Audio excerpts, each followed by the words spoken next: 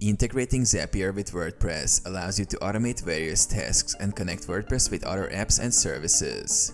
Here's how to set it up effectively. Create a Zap. Log into Zapier and click on Make a Zap to start creating a new automation. Choose WordPress as the trigger app. Select WordPress from the list of available apps as your trigger app.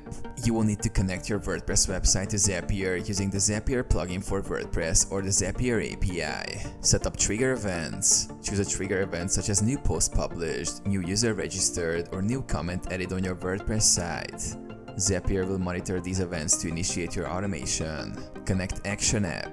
Select the app where you want to send WordPress data or trigger actions based on WordPress activities.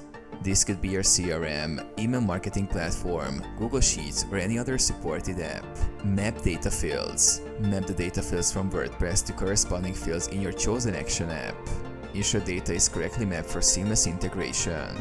Set up actions. Define what actions should be performed in the action app based on the trigger event from WordPress. This could include creating new records, sending notifications, or updating existing data. Test and activate your Zap. Test your Zap to ensure it works correctly.